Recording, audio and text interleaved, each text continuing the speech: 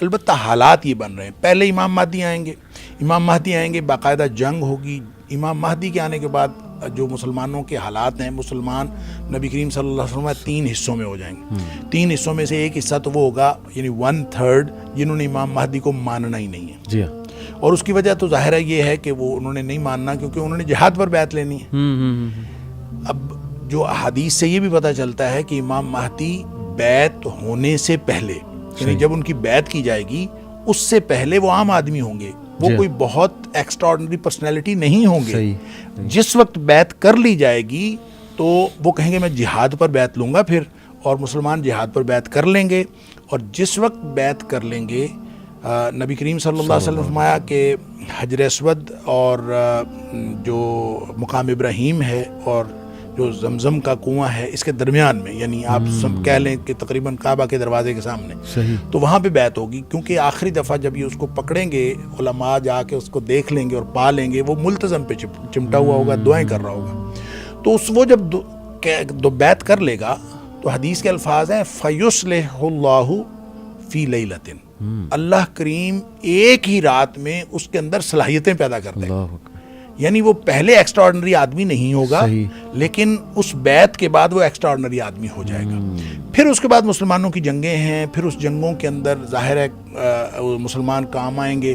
آپ نے فرمایا کہ جو لوگ امام مہدی کو نہیں مانیں گے, ظاہر ہے ہم لوگ اپنے نرم بستروں پہ سونے والے اور اپنی عیاشی کی زندگی گزارنے والے, ہم سے کوئی جہاد بیعت لے تو 1000 دفعہ خیال آتا ہے کہ یہ جھوٹا ہی ہوگا, اللہ تعالیٰ معاف فرمائے. تو اسی طرح کی کیفیت ہوگی.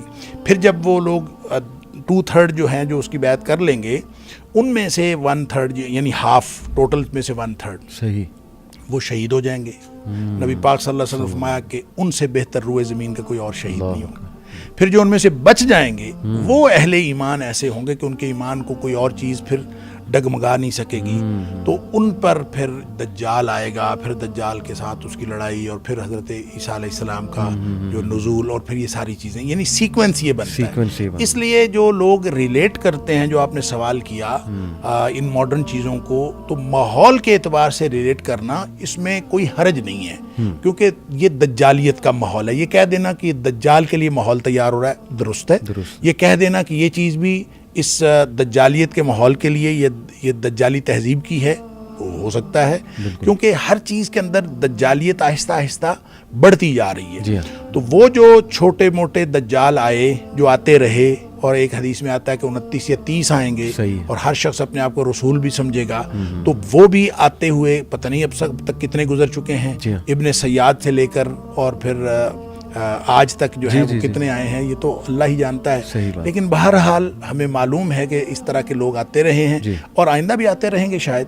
اور ان ماڈرن انڈیکیٹرز کو دجالی تہذیب کے ساتھ جوڑنے میں کوئی حرج نہیں, لیکن بطور دجال ان کو دجال نہیں کہنا چاہیے. یہ دجال کے معاون, یعنی یہ معاون ہیں, لیکن اصل دجال تو ایک شخص ہی ہوگا.